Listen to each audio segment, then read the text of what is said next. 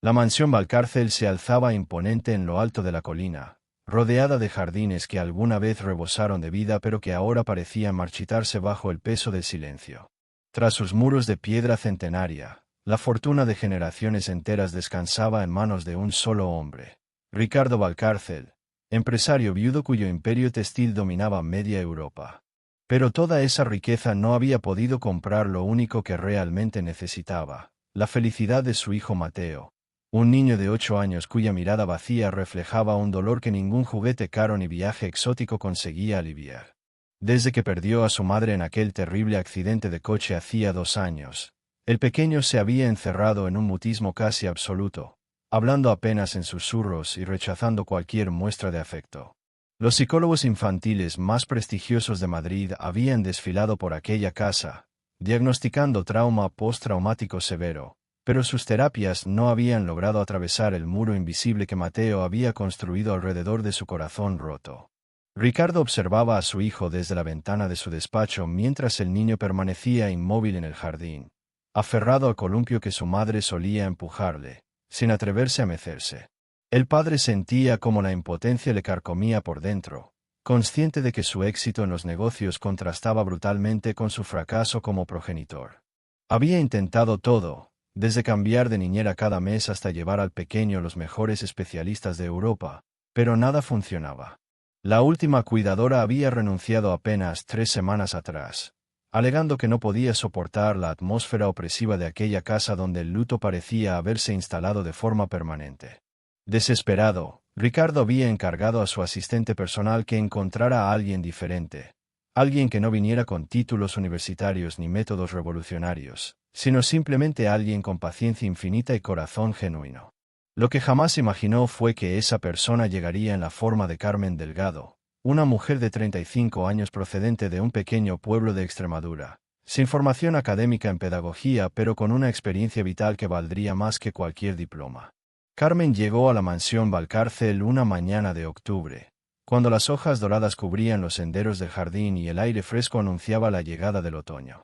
Llevaba consigo una maleta gastada y una sonrisa cálida que contrastaba con la frialdad del recibidor de mármol. Ricardo la recibió con cierto escepticismo al ver su aspecto sencillo, su ropa modesta y sus manos curtidas por el trabajo duro. La mujer no tenía el aire profesional de las anteriores empleadas, no hablaba con tecnicismos ni prometía resultados inmediatos. Simplemente le miró a los ojos y le dijo que había perdido su propia hija de 5 años por leucemia hacía 4 años, y que entendía el dolor de un niño que ha visto morir a su madre. Esas palabras, dichas con una serenidad desgarradora, hicieron que algo se removiera en el pecho del empresario. Por primera vez en 2 años, alguien no le ofrecía soluciones mágicas ni métodos innovadores, sino comprensión genuina nacida del sufrimiento compartido. Ricardo aceptó contratarla sin más preguntas, movido por un instinto que no sabía explicar. Los primeros días de Carmen en la mansión fueron desconcertantes para todos. No intentó acercarse a Mateo con abrazos forzados ni palabras motivacionales, no organizó actividades terapéuticas ni juegos educativos. Simplemente se instaló en la casa y comenzó a vivir con naturalidad, respetando el espacio del niño como si fuera un animal herido que necesitaba tiempo para sanar. Por las mañanas, Carmen preparaba el desayuno tarareando canciones antiguas de su pueblo, llenando la cocina con aromas de pan casero y chocolate caliente.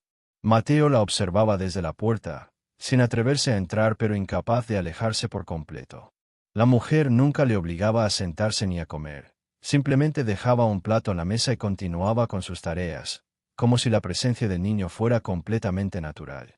Al principio, Mateo dejaba pasar horas antes de acercarse sigilosamente a probar la comida ya fría, pero con el paso de los días, el intervalo se fue acortando hasta que una mañana apareció en la cocina antes de que Carmen terminara de cocinar. Ella no hizo ningún comentario, no celebró aquella pequeña victoria, solo le sonrió brevemente y siguió removiendo el chocolate en la olla. Lo que Ricardo no sabía era que Carmen tenía un método propio, forjado en el fuego de su propia tragedia. Después de perder a su hija Lucía, había pasado meses encerrada en una depresión que casi acaba con su vida. Fue su abuela, una mujer sabia del campo, quien la rescató del abismo enseñándole algo fundamental.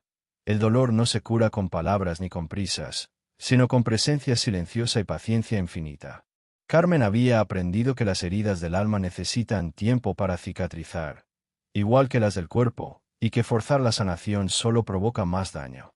Por eso, cuando veía a Mateo sentado en el columpio sin moverse, no corría hacia él con ánimos falsos ni intentaba arrancarle sonrisas artificiales. En su lugar, se sentaba en el banco cercano con un libro o una labor de punto, dejando que el niño se acostumbrara a su presencia sin sentirse invadido. A veces pasaban horas así, en un silencio que paradójicamente resultaba más reconfortante que 1000 palabras bien intencionadas. Carmen comprendía que Mateo no necesitaba que alguien le dijera que todo estaría bien, porque para él nada volvería a estar bien sin su madre.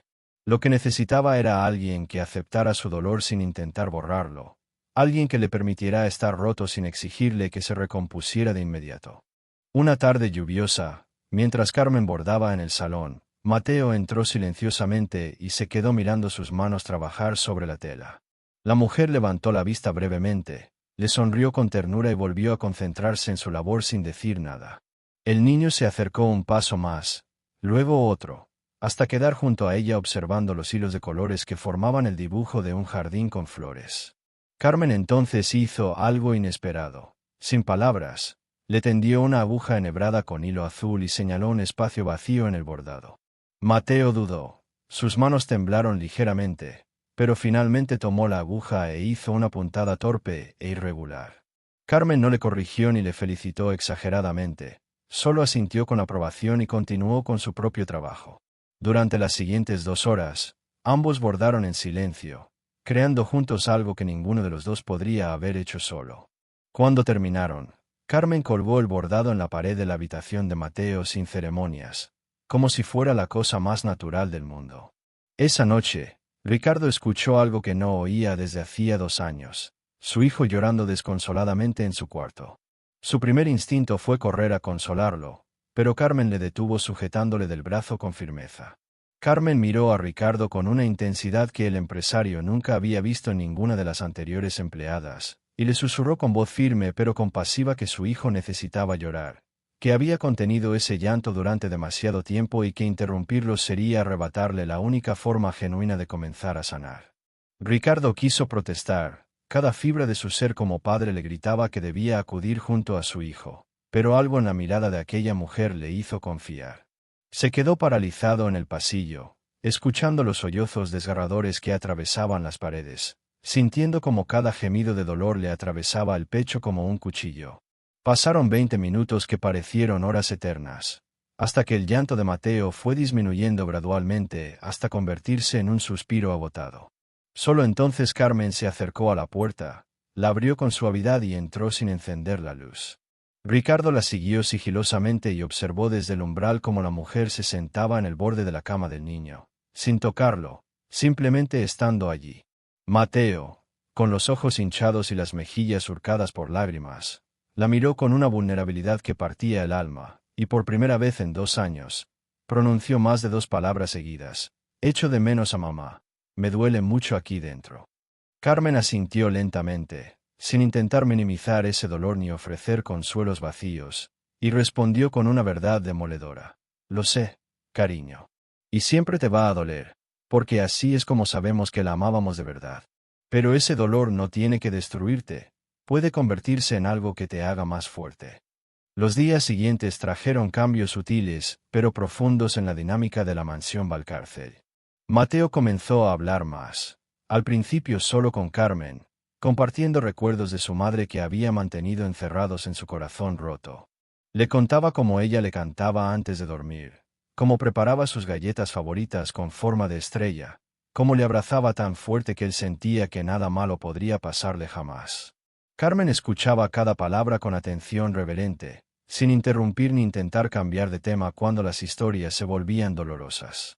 A veces el niño lloraba mientras hablaba, y ella simplemente le tendía un pañuelo y esperaba pacientemente a que estuviera listo para continuar. Una mañana, Mateo le preguntó a Carmen si ella también lloraba por su hija, y la mujer respondió con honestidad brutal que sí, que había días en los que el peso de la ausencia era casi insoportable, pero que había aprendido a vivir con ese peso sin dejar que la aplastara por completo.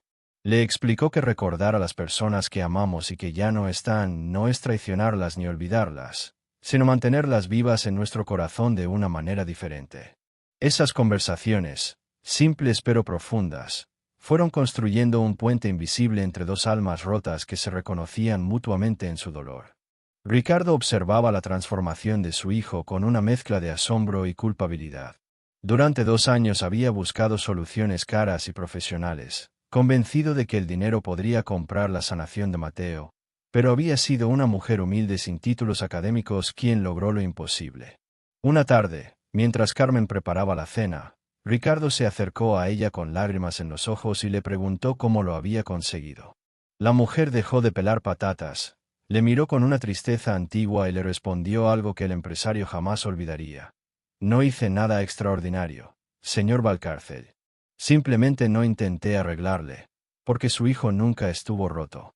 Solo estaba herido, y hay una diferencia enorme entre ambas cosas. Aquellas palabras golpearon a Ricardo con la fuerza de una revelación. Había estado tratando a Mateo como un problema que resolver, como uno de sus proyectos empresariales que necesitaba optimización y resultados medibles. Nunca se había permitido simplemente estar con su hijo en el dolor, aceptar que algunas cosas no se arreglan sino que se aprenden a llevar. Esa noche, Ricardo hizo algo que no hacía desde el accidente. Entró en la habitación de Mateo antes de dormir y se sentó en el borde de la cama, igual que Carmen solía hacer. El niño le miró sorprendido, acostumbrado a que su padre se mantuviera a distancia emocional. Con voz temblorosa, Ricardo le pidió perdón por no haber estado realmente presente, por haber intentado comprar su felicidad en lugar de simplemente acompañarle en su tristeza. Mateo permaneció en silencio un momento largo, luego extendió su pequeña mano y tomó la de su padre. Los meses siguientes trajeron una primavera distinta a la mansión Valcárcel. Mateo comenzó a jugar nuevamente en el jardín, aunque de manera diferente a como lo hacía antes del accidente. Ya no era el niño despreocupado que corría sin pensar, pero tampoco era el fantasma silencioso que se había convertido tras la muerte de su madre. Era algo intermedio, alguien que había conocido el dolor profundo y había aprendido a convivir con él sin dejar que lo consumiera. Carmen continuaba siendo su ancla, pero ahora Ricardo también participaba activamente en la vida de su hijo. Cenaban juntos todas las noches, compartiendo historias del día, y los domingos salían al parque sin guardaespaldas ni protocolo, simplemente un padre y un hijo recuperando el tiempo perdido. Carmen observaba estas escenas con satisfacción callada, sabiendo que su trabajo más importante estaba completo. Una tarde, mientras recogía ropa del tendedero, Ricardo se le acercó con un sobre grueso y le dijo que contenía un bono sustancial por los servicios extraordinarios prestados. Carmen abrió el sobre, vio la cantidad desorbitada de dinero y lo devolvió con firmeza. Le explicó que había aceptado aquel trabajo porque necesitaba sanar tanto como Mateo, porque ayudar a ese niño a encontrar la luz después de la oscuridad también había sido su propia terapia. Pero justo cuando parecía que la familia Valcárcel había encontrado su equilibrio, llegó una noticia que lo cambiaría todo. La hermana de la difunta esposa de Ricardo apareció en la mansión una mañana, acompañada de un abogado, exigiendo la custodia de Mateo. Alegaba que Ricardo había sido un padre ausente que delegó la crianza de su hijo en empleadas, y que ella podría ofrecerle un hogar más estable y amoroso. La batalla legal se desató con una ferocidad que sacudió los cimientos de la frágil estabilidad que habían construido. La tía de Mateo, Alejandra, presentó testimonios de las antiguas niñeras que describían a Ricardo como un hombre obsesionado con el trabajo, ausente emocionalmente y que había dejado a su hijo languidecer en la tristeza durante años. Los argumentos eran devastadores porque contenían verdades dolorosas que el propio Ricardo no podía negar. Durante las audiencias preliminares, el empresario vio cómo su pasado le perseguía implacablemente, cada error magnificado ante los ojos de un juez que debía decidir el futuro de Mateo. La desesperación se apoderó de él nuevamente, pero esta vez no estaba solo.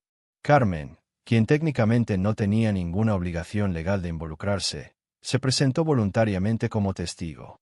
Frente al tribunal, con una serenidad que desarmó hasta al abogado más agresivo, relató cómo había visto a Ricardo transformarse de un padre distante en un hombre que finalmente había aprendido a estar presente para su hijo.